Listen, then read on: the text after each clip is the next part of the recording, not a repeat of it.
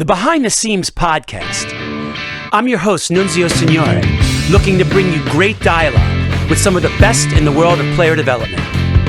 The world of training baseball players has changed dramatically during the past few years, and I'm looking forward to shedding some light here on what's the latest, what's the best, and what's really happening in the world of player development. Thanks for joining me for the ride.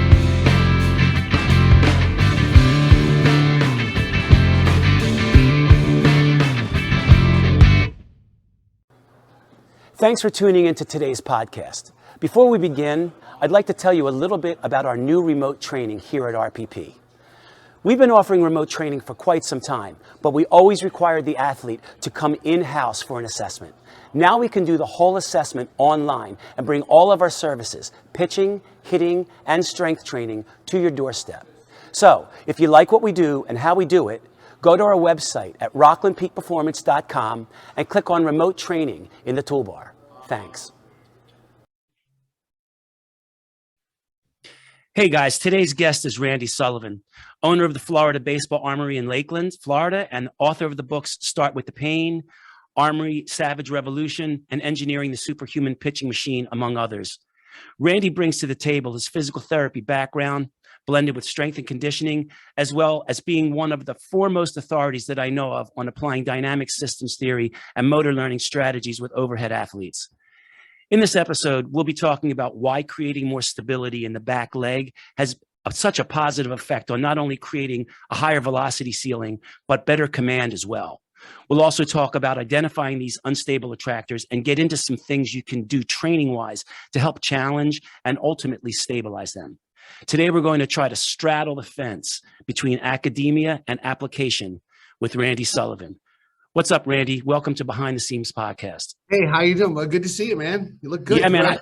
I grabbed that academia to application when we were speaking at Palooza. I heard you use it on in your seminar when you were talking while I was listening, and I said, "Wow, what a great way to try to straddle the fence between nerdy stuff and making it applicable to the actual coach." Yeah, my background, as you know, is sort of, I love to learn, but like our certification course, the subtitle is linking the nerds to the Neanderthals, right? So trying to find that connection. And I feel like there's a lot of coaches out there that can be that missing link that can bridge that gap to take, because if it's complex, look, movement is complex. Let's just face it, it's not simple. And if we try to oversimplify it, we kind of miss a lot, but we can make it simple to apply. We can really make it digestible, understandable, and then make it applicable to the athlete. And that's what we're trying to do. So pretty cool. Yeah, man, I'm going to tell one quick story of how I met Randy. About 11 years ago, I was traveling around, going to different places to get a kind of a background on how different people analyze mechanics, pitching mechanics a little differently than myself. And I went to the Texas Baseball Ranch. I called up Ron Wolforth and I introduced myself. And he was so gracious. He said, "Just come down. You can sit in my office when I do these at the ranch." He didn't charge me a penny. He just said, "Come down." I was there for 2 days. And the first day I got there, I was watching. The first thing they do is they do assessments. And here's this guy, Randy Sullivan, doing these assessments. And there was literally 100 kids trying to get assessed. And Randy was trying to get Ron's wife to help out. And I introduced myself and I told him who I was. And he said, "Sure, man. You want to test? You go on the line and test T-spine rotation, and I'll go over here." And I overheard him mentioning to Mrs. Wolforth about left rib flare, a PRI thing I had just read about, and he obviously had just read about as well, because he was over the top about it. And he was talking, he made an adjustment on the rib cage for left rib flare. Basically, we're not going to get into that. And he showed how he got more shoulder IR. And I was like, I can't believe that I'm listening to him talk about that. And I looked at him and I went, PRI. And he looked at me and he pointed. And I said, I knew that this guy was a dude. So I've been a fan of his ever since, so much so that I asked Randy to write the foreword for my book on velocity-based training. And he's been one of my go-to guys whenever I want a second opinion on anything. So thank you. Great. And yeah, it's been fun to watch you grow together, watch us all grow together and kind of move the discipline forward and try to help these kids. So Speaking of that, you've expanded. Tell us a little bit about that. Oh yeah, we got this new 20,000 square foot facility. We started in what I call our 900 square foot arena, which was, an office that we modified that had 8-foot drop ceilings, and that's where we began. That was after being in the back of my truck for about, a year. And then, we moved out to our other place that we were leasing, and then we decided it was time to own our own place. So we moved into a temporary place for now for the last 2.5 years. And we purchased a piece of land here in Lakeland, and they're building on it right now. And it's our final destination. It takes you a while in this thing to figure out how your business flows and what's the best way to optimize your facilities. And so it was really neat because we got to do it from the ground up this time. And instead of just piecing it together, like we used to have to do now, we actually can see how to optimize our space. And you're building it around the flow of your business. Exactly. Yeah. And it's going to be big enough, we think, to be able to host our skill acquisition summit in-house and not have to go off-site to hotels and stuff like that. So that's pretty cool. We're excited about that. That's awesome. Give us a little background from, from high school ball all the way through becoming a PT and into opening the Army. How did this all come about? All right. Well, gosh, been a sports junkie forever, baseball, football, basketball for my whole life. My dad was my coach, since I was 5 years old. And at 15, he had a heart attack and passed away. And Wow. He was 36 years old. And so kind of went on my own for a little while, and it was lost for a couple of years, but kind of always found solace in sports, in football, basketball, and baseball. Baseball became the thing that I was kind of the best at, but no scholarship offers out of high school. Didn't really know how to do it. Just was a young kid, didn't even know how to contact any coaches or anything like that. So I ended up walking on at a school called Erskine College. Went there for 2 years, and I had a buddy who was playing at the Citadel, and they had just made a regional, and it sounded really exciting. And I was like, man, that sounds like a lot of fun. Kept telling me how organized the practices were and how they did everything. And I was like, wow, this sounds like my kind of thing. So I think I might be one of only 2 or 3 people to transfer into the Citadel to play baseball. Okay. Cause I was a junior. So I redshirted a year there. And honestly, when I got there, I didn't even know if I was going to be good enough to play. I was a middle infielder. There were 6 middle infielders probably better than me that I realized when I got there, but I could hit a little. And so one day, the first season, I was redshirting, so my role was to throw batting practice, and I could actually throw strikes in batting practice, even though I hadn't really pitched. But I became the batting practice pitcher for the whole season. I threw to every hitter on the team from 60 feet for the whole year, and developed some arm strength. And in the fall, our catcher got hurt, and the coach said, "Can you catch?" And I go, "Well, if it means I'll play, I'll give it a shot." So the first game I ever caught was against University of North Carolina opening day, and scared of not knowing what was going on. Had to look down. We called our own game back then, and our catcher had moved to first base, and I would look down there, and he would, like, on his hip, give me the signs to call, because I didn't even know how to call a game. Wow. So I did that for 2 years. I had a pretty good run. I was fortunate enough to be a first team academic All-American there. But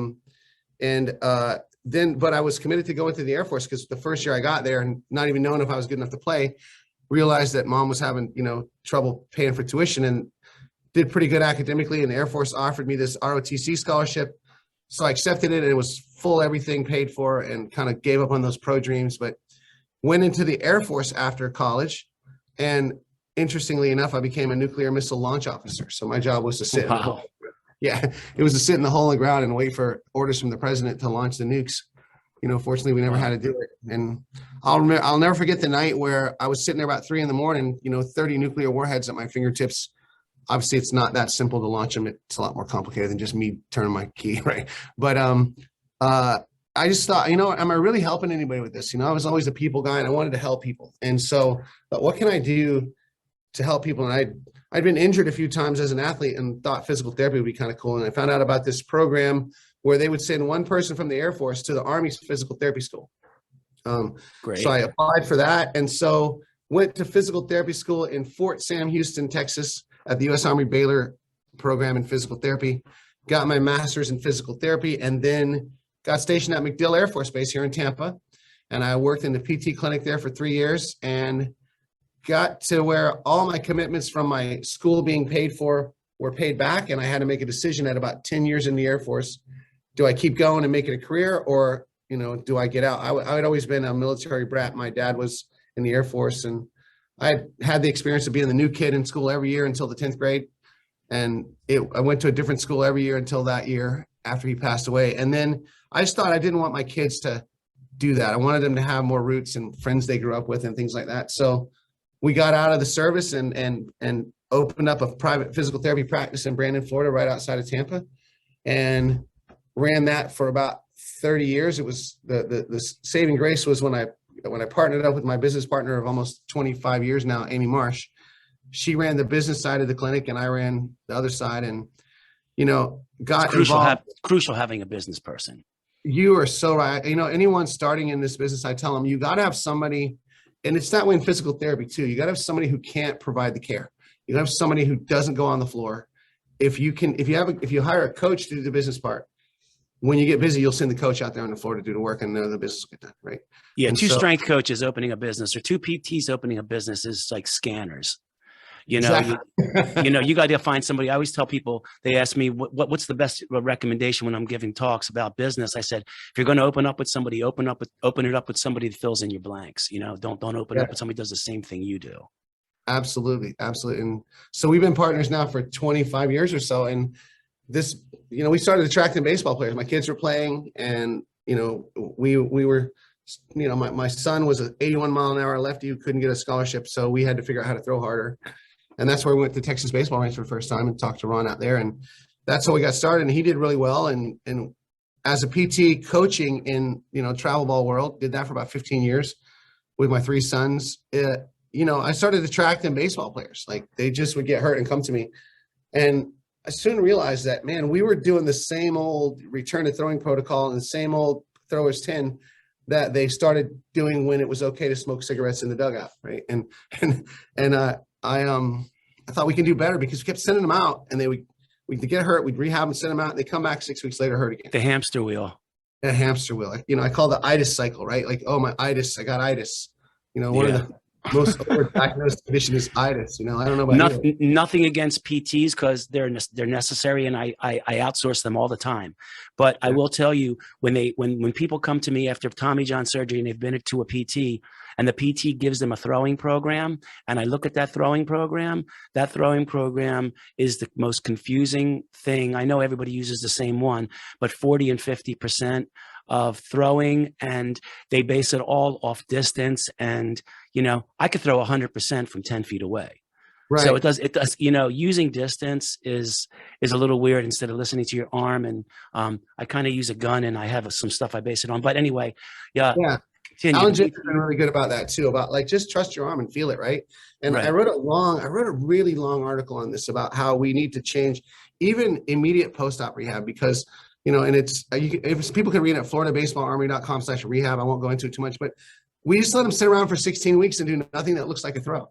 And then we wonder why we have this giant scar tissue we have to deal with. We haven't really molded it. We haven't guided it as we've gone. And so our rule, and I got this from Wes McGuire, who works for us in the off season from his deal with the Braves, used to be our director of player development. He said it the best. He said, don't make it look weird and don't let it hurt. That's our guide. Okay. If it looks like a stupid throw, don't do it. And if it hurts, don't do it. And we kind of use that as our guide. And then a big thing that I got from Franz Bosch in rehab is, instead of controlling the intensity or the stress on the ligament or the tissue by trying to limit intensity of the throw, we limit it by controlling degrees of freedom. So you'll put the right foot in front and throw for a while, because that takes away the lower half degrees of freedom. We'll do aqua ball things with two hands, so you can control the degrees of freedom, medicine ball things with two hands. And then we gradually release that as they go through the process and add, full body throws and things like that. And that's been really good, because now you can make a reasonable intent throw that looks normal, and it doesn't get corrupted. And so I think a big reason why a lot of guys come out of rehab with the yips is they do those confounded, half speed throws for so long, where you have time to think about how you're throwing and internally focus on your body parts, that you come out and your body forgot how to throw. It doesn't know. Overthinking. Yeah. So, yeah. So talking about Franz Bosch kind of brings us into the beginning of this all. So I want to talk about, the back leg and pitching, but first I'd love for you to touch briefly on the concept of dynamic systems theory and motor learning concepts. Much of what we will be talking about is based on this today.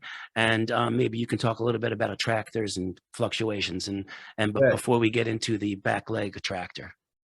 You bet, you bet. Well, when I saw Franz speak at the Texas Baseball Ranch, I was blown away, and I was like, wow, I didn't know what I just experienced because it was really complicated, but I knew it was something special and I had to dig in. And so, I met Franz, I read his first book, and then I thought, how did this guy learn all this? So I went back and I read all the references in the back of his book. I researched all those, kind of try to figure out where he came from. And it really led me to this idea of dynamic systems theory, where, baseball has made this mistake. They've made this mad rush to science to try to solve the problem. Science-based and data-driven, that's all fine, but it's gotten kind of misinterpreted to the point where it's become a marketing tagline, and people don't really know what it means to use science.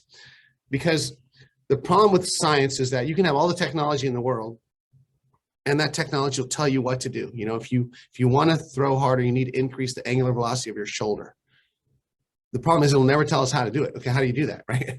Exactly. How do I do that? And then the other problem with the scientific method itself is that it's a little flawed because it crumbles in the face of complexity. So if you go back to your 4th grade science fair, you got your independent variable, your dependent variable.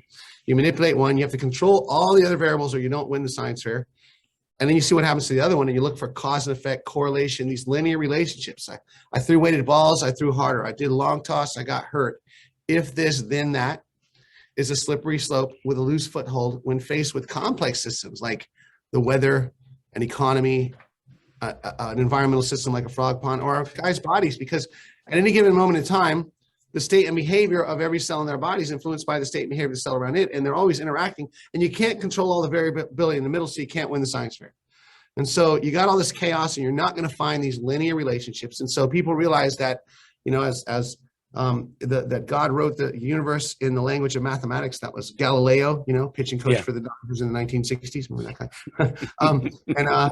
He said, and so they turned to math, and these really brilliant mathematicians came up with this idea that, look, if we run these equations over and over again, they'll let us identify what are the important parts of the system, right? So you got this complex system like the weather, and the weatherman goes, okay, what are the parts of this system that need to be stable for us to be able to make a prediction about the weather? So, for example, he has the stable barometric pressure, temperature, wind speed and direction, humidity. He'll make a pretty good guess about the weather. Those things are called the attractors. And, a lot of the confusion about some of this stuff that we talk about is just understanding the language, If you can understand the language, anybody can learn anything. It's just a lot of times people get intimidated by the language that they don't, if you just understand the words, you got it. So attractors are parts that need to be stable. And then there are these other things like pollen count and dew point that don't matter to the stability of the whole weather system. Those are called fluctuations. And so we think of these attractors, I have this analogy of a rainbow overarching a rainforest, right? And these movement attractors are common to every movement in sport: football, basketball, tennis, rugby, soccer, hockey. No matter what you're doing, they're governed by the same universal movement principles. And then each one of those skills has its own mechanical indicators, we call them, which are merely just adaptations and expressions of these more overarching principles, okay? Think about if you're a jungle tiger, you can't have one set of rules for catching an antelope and a whole other set of rules for catching a hog, one set for running on grass, one for running on dirt. You need general, somewhat vague principles that you can adapt to any situation. And those are these movement attractors that Franz identified that we adapted and applied to pitching and hitting. And honestly, there's only 9 of them. And so instead of looking at an infinite number of mechanical details and trying to figure out what everybody should be doing, when we zoom out and we look across all sports, football, basketball, tennis, fielding, hitting, running, and throwing, these 9 attractors are present in every single movement. I had a guy come into one of our camps, and he was a former PGA golfer, and he's trying to make the senior tour. And he listened to us talk, and he said, "This will work for golf." And I said, "Yeah, it will." And so, I know there are a lot of golfers out there, but I don't golf. I don't have time. I golfed enough when I was younger to realize that I should be way better at it by now, and I don't watch golf on TV. I knew the name of one golfer, Tiger Woods, and this guy he said, "I want to come in and do an analysis of my swing." And so I was like, well, okay, this will be cool. So I had my friend Bart Hanegraaff, who did a little bit of golf. I said, "Can you send me some videos of some golfers?" And so he sent me like 5 pro golfers. And I took these 9 concepts, these 9 universal attractors, and applied them to this golf swing and analyzed it. And I thought, okay, golfer number 3 is the best one I see. I put him up on the screen the next day. The guy comes in, I go, "Look, I don't know anything about golf, but here's what I see on this guy. Number 3 is the best." And he looked at me, he said, "Dustin Johnson." I go, But if you tell me that's his name, I believe you. I don't know these guys. And I go, is he any good? He goes, well, he was number one in the world. And I was like, okay, well, cool. So, and you know, I analyze NFL football player, quarterbacks, volleyball players, swimmers.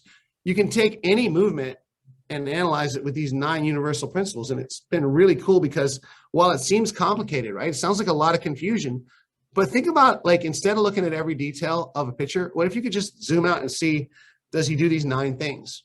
And so it really simplifies it when you focus on these universal movement attractors. Right? So, and we're going to talk about the back leg right now. So can you talk a bit about the back leg attractor, what it is, and the 4 most common compensatory moves that contribute to the destabilization of that back leg? So the back leg, what we thought were attractors initially have now become performance indicators, because when you zoom out, it gets a little more broad and a little generic, right? But the back leg is basically governed by about 3 universal principles, okay? One is the concept of rotation around a hip hinge, okay?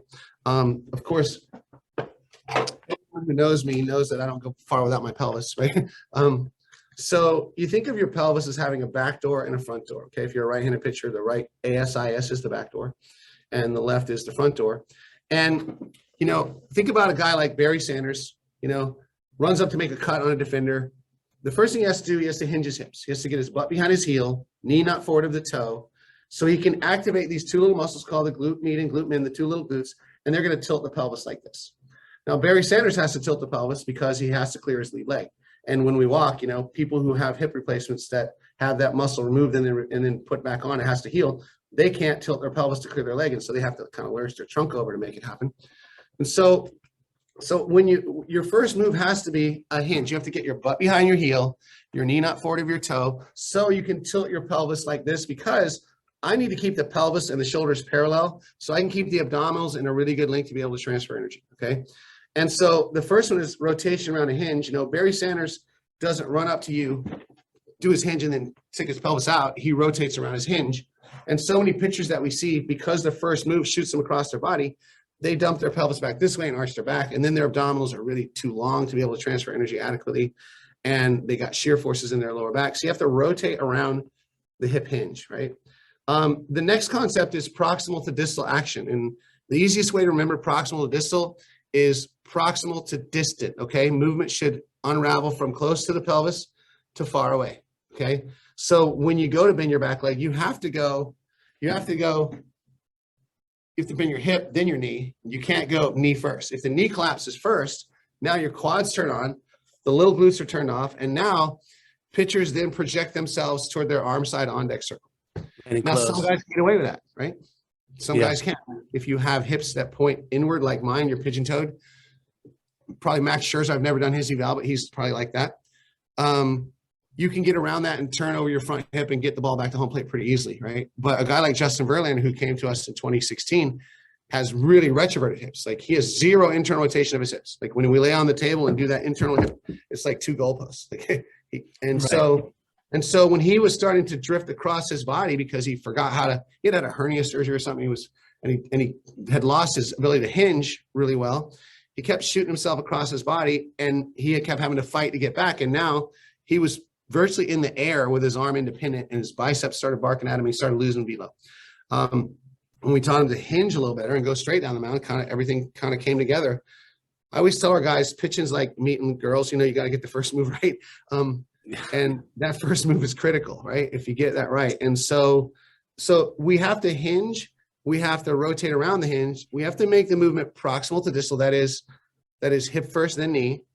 And then we have to get a hip lock. And there's your favorite thing to talk about. And we love talking about hip locks. And it's really, I have hip lock in here as one of the things to talk about. You talk about it first, and I'll tell you how the hip lock came up with me and Randy.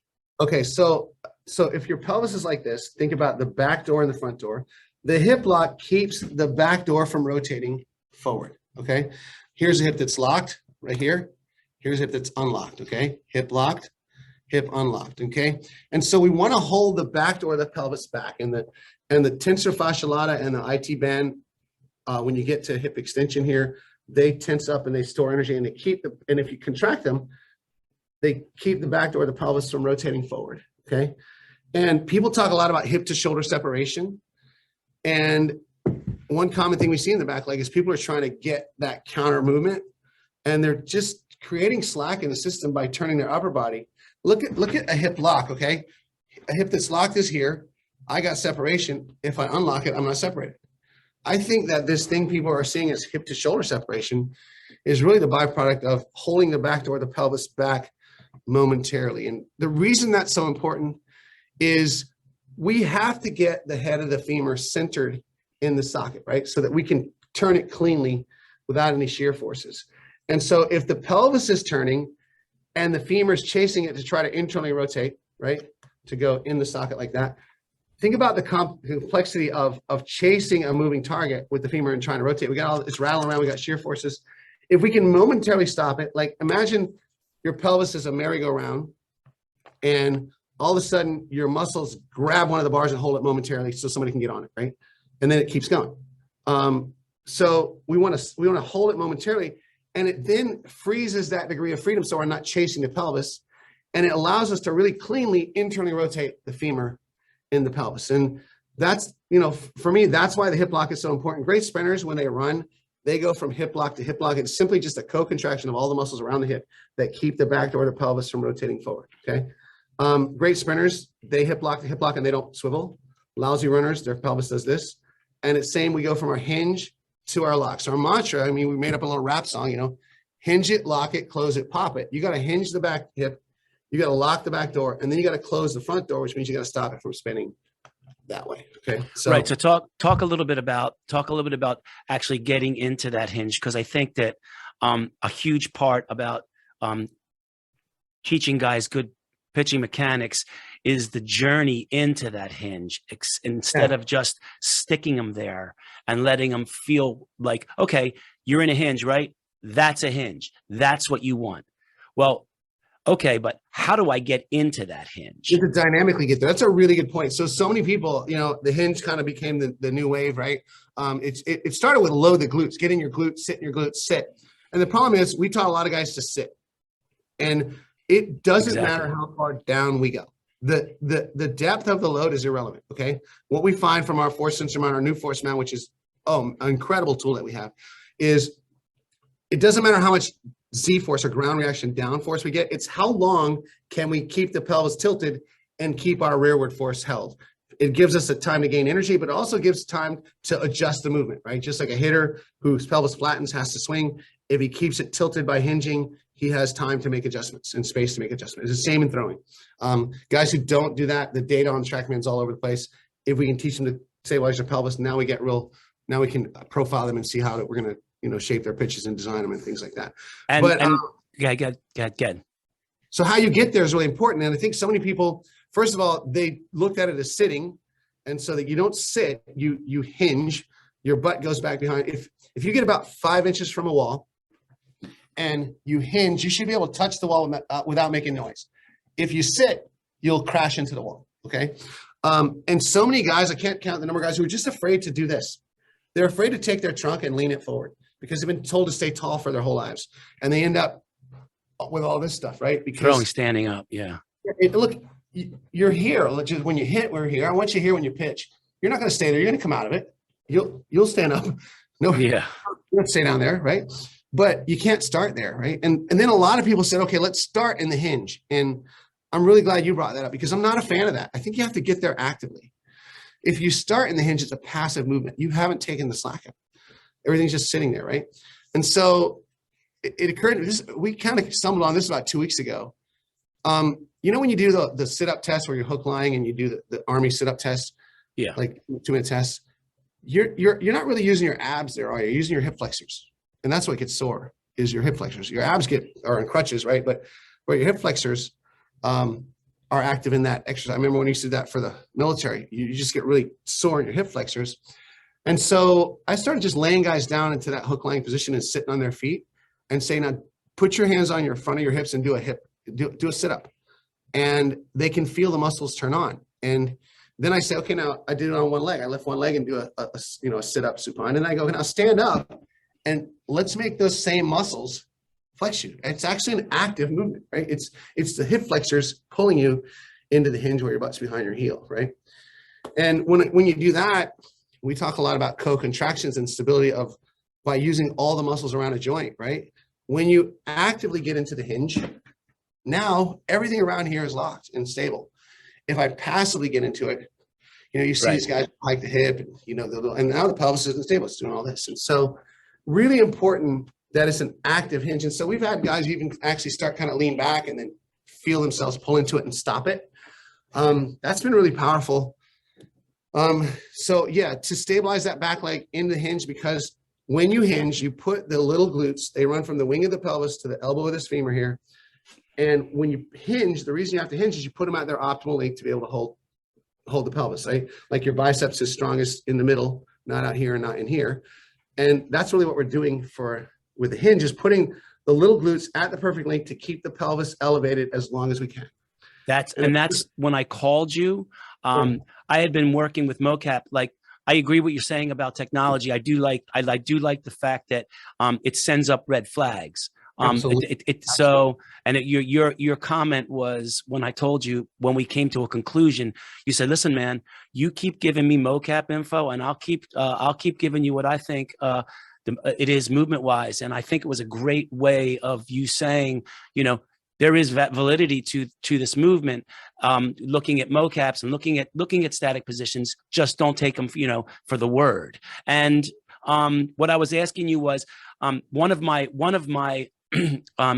biomechanists here went and took a job with the New York Yankees, and she did a study correlating pelvic tilt to throwing velocity. And she found that it had one of the highest correlations, because obviously you can throw harder from a stable platform, and keeping that. And I said, what can I do? And I looked at my guys, and sure enough, 8 out of the 10 guys that threw the hardest in my place had really great pelvic tilt, really good numbers that we look for. And it didn't fluctuate at foot plant that much. And I called you up and I said, what can I do for my guys who have an excessive pelvic tilt, or they don't have enough of a pelvic tilt? And you had mentioned to me that, the excessive tilt is going to cause the quad dominance, and the lack of the tilt means they they're using too much glute. And either way, a hip lock addresses that. So there's an exercise. You could talk about that a little bit. For our guys, if you're looking at a deep pelvic tilt, or you're looking at someone who's maybe not getting that pelvis to tilt far enough at foot plant, so he can extend that spine and get a little bit better forward trunk flexion at release, the solution is the same exercise. You want to talk about that? Right. Are you talking about the one where we did the chop move at the end? Yes. It was a rotation it was a hip lock against the wall with an overhead med ball. Yeah. So when you hinge, okay, one way to know that you hip lock, you see, track guys call hip lock triple extension, but they're wrong. Okay. I'm sorry, but they're wrong, because it's proximal to distal. It's not pushing from the calf. It's going the hip, then the thigh, then the knee, then the ankle. Okay. And it's a co-contraction of all those muscles going in order that get us there. And one thing we do is when we go from our hinge, we have to rotate to a hip lock, right? When we do that, if you just put yourself about arm's length from a wall and hinge into get into your hinge, and then turn, and if you put your foot and stab it against the wall, okay, just stick it. If you don't lock the back hip, you're not gonna be able to hold the stability of the pelvis, right? So just like anything, and you asked me, how do we stabilize attractors?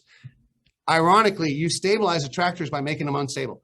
You challenge them, and then they have to stabilize, right? And it's just like adding weight to the bar. You add instability or complexity just like you would add weight to the bar, okay? You start out doing a hip lock on the floor with just your body weight, and then when you want to make that transition from the hip hinge to the hip lock, if you go to the wall, now the back leg is really unstable. It's like you're trying to hold, and you have to co-contract all the muscles to stick that. If you don't, you're going to fall over the place. And we do so many hip locks in our program. Just everything we do, we try to integrate a hip lock into it. Like, let's see if we can, like, if we have a guy doing, moving a med ball or something side to side, we're going to lock that hip and then do it from hip lock to hip lock. We're not just going to kind of randomly just kind of move. We're going to try to emphasize, hey, lock that hip when you land, right there. And I found by implementing these hip locks, and you can find them on my website. You can find them on Randy's. We do them. I've implemented hip locks actually into, we customize our warm-ups for every single athlete, but there are a couple things that are constants, and one of them is a hip lock. Amen. Every kid in our, every kid, every pro athlete, every college athlete in this place, when he gets his customized mobility based off his assessment, the very first thing up top is a hip lock, because regardless, he's going to hip lock every single time he comes in here. Has to know how to do it, right? And the cool thing is, even if he's a two-way guy, it's going to help him be a better runner, a better fielder, a better hitter, a better everything, a better football player, athlete. A better athlete. These are fundamental concepts of athleticism. I mean, that's really what we're tapping into. And then allowing the athlete to express that athleticism however, he wants, mechanically, in the infinite details, So changing the task is one of them. How can you give us an example? So using hip locks is great. Can you give us an example of changing the organism and the environment? Yeah. Okay. Let's say changing the organism. Okay. So, it's funny you should mention that. I write a lot, and everybody knows that. I'm writing a book with Rob Gray right now called CLA for baseball, just how to integrate the constraints-led approach for baseball. And then that constraints-led approach, one way that you change the task, the athlete, or the organism, or the environment. I'm sorry, the task, the athlete, or the environment. And he's given me the theory, and then I have to show him, I have to give him drills and exercises to show how to do it, right?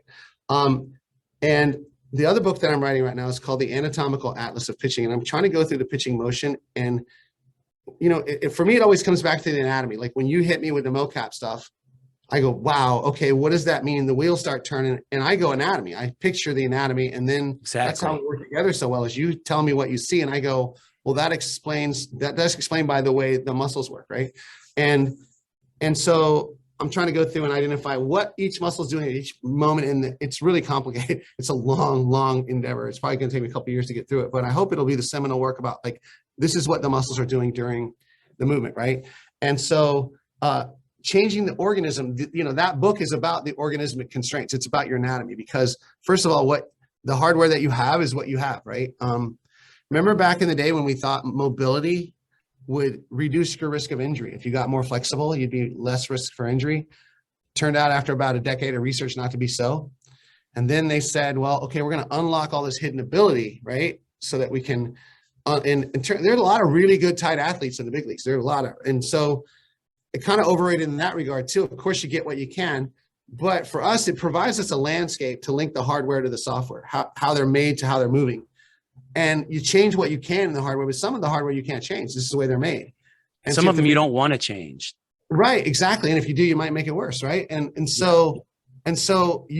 also really important note is hardware changes have to occur over a long period of time, like really slow, or otherwise you lose control of them. You can't just stretch something and get more range of motion that you can't control. You're in big trouble. Okay, so this whole book is about the organismic constraints, sometimes hardware and sometimes software, and how to link them together. But let's say you got a guy who's really quad dominant.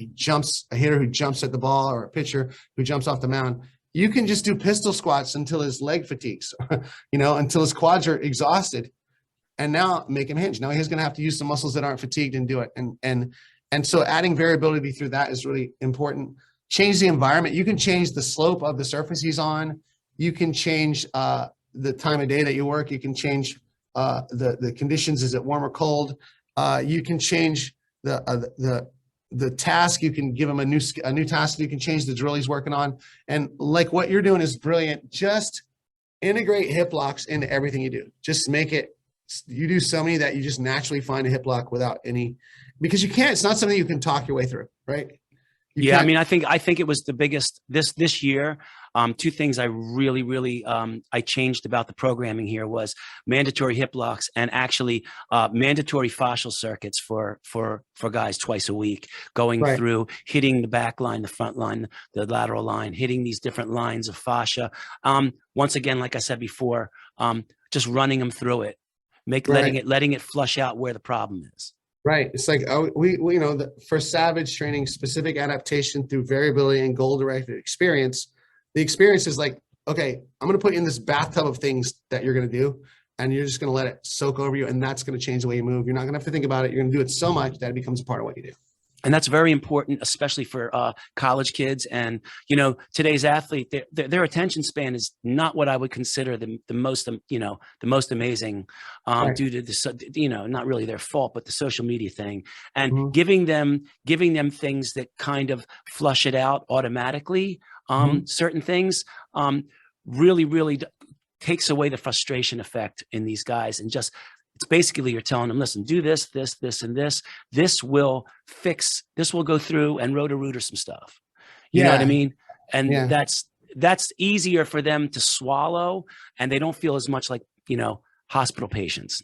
Yeah. Or they don't feel like, I find this generation, and I think you'll agree with me on this, like they get accused of not wanting to work, and they're lazy and entitled. I don't see it, man. I don't see it. I see it, but I don't know the kids you could track, but these kids want to work hard. Unfortunately, they've been exposed to more information than any generation prior, and they're inundated.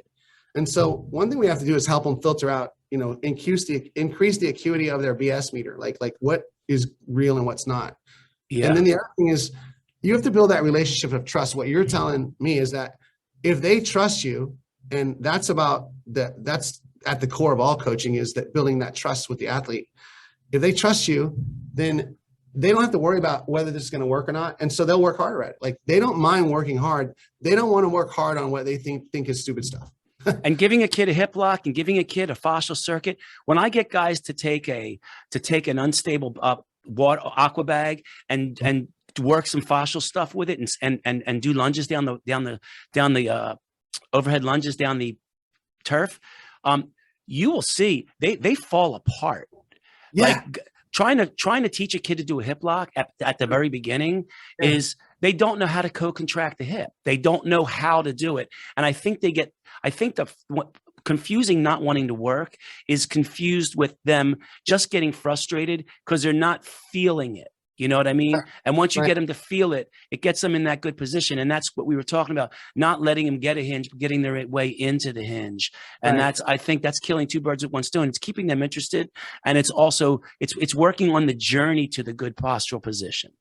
Absolutely. It's not that, you know, okay, the body responds to forces and inertia, you know, not posture, position, words, or thoughts. Like, getting into the posture isn't the feel. It's the forces you had to deal with to get there that really is what people identify as feel. It's not being in the position, you know. It's what did you feel to actively get there? Where were the forces and where was the inertia that you had to manage? Okay, and so you're spot on there. And I think that just allowing them to do it and feel it over and over again has been really, really powerful. And oftentimes you'll see these kids, they can deadlift a house, right?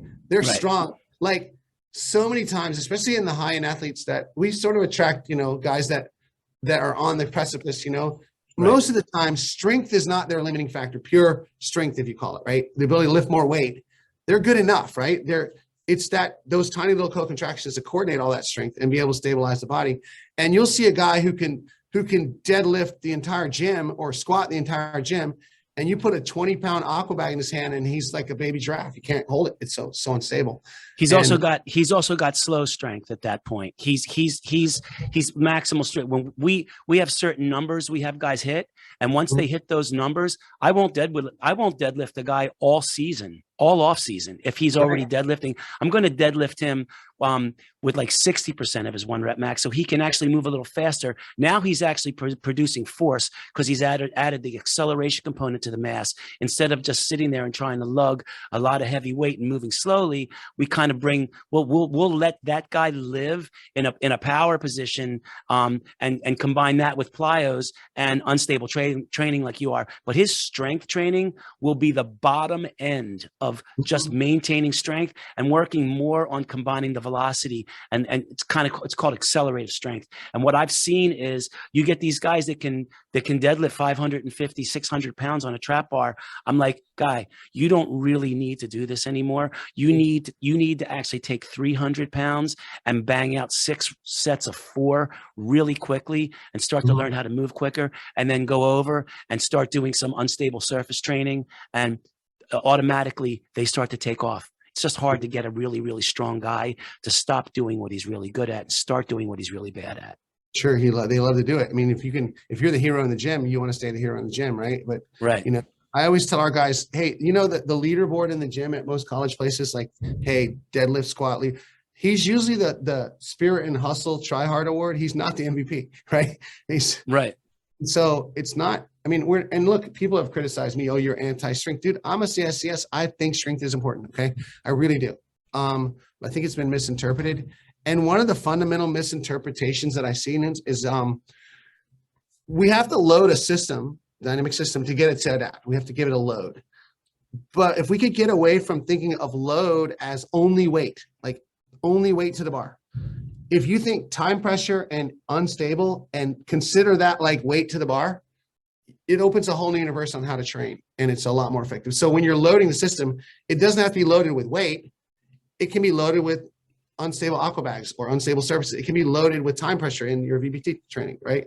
At some point, it needs to be loaded like that. Absolutely. And what you see, and I know you see this too, is that sometimes we take that kid for 10 weeks in the summer. Look, you don't need to do any more deadlifts, any more metal lifts to max out.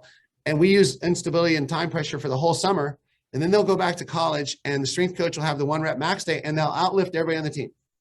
Right. Because they're actually able to move. They're actually creating more force that way. And force sharing, coordination, cooperation, communication between the muscles. Yes. Yeah, force sharing. And so now instead of one mule pulling, everybody's pulling together. So on the alternate side of that, I at one point had a coach in here and was so turned out by the dynamic systems, which was great. She was only working with 13, 14, and 15-year-olds, was only doing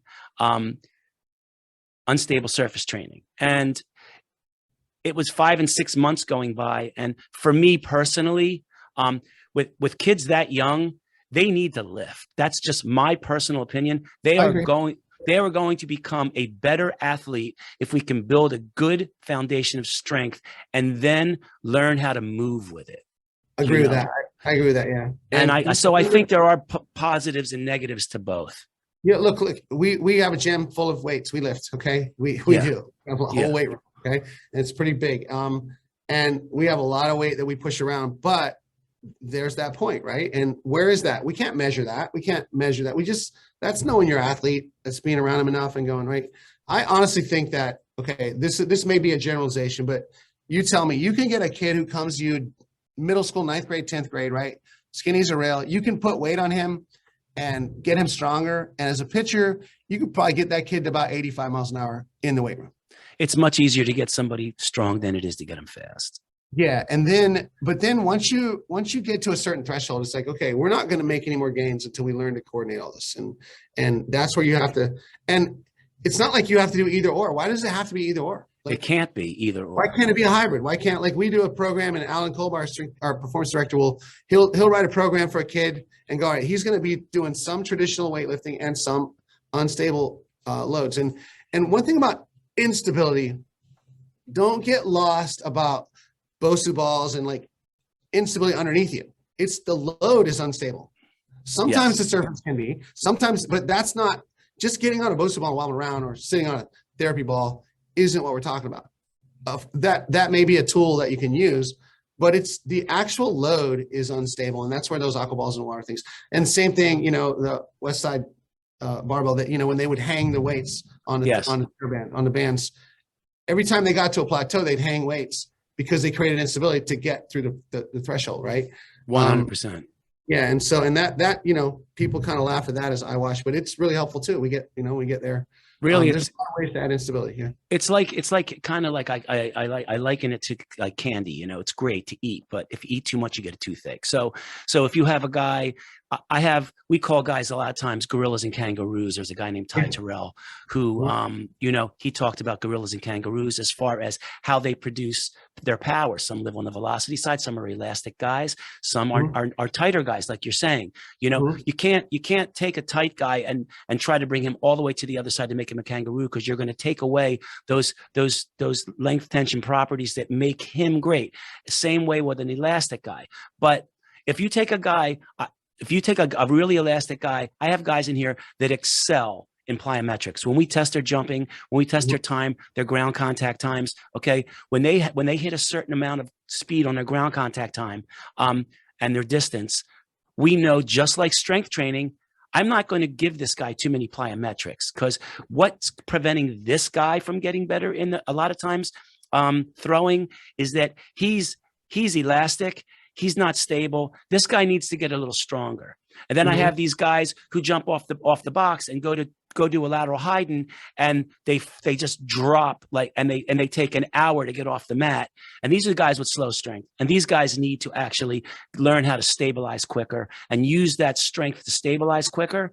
And so it really is, how much of what do you give a guy, and how much, and finding out where they live on that length tension relationship, and that plyometric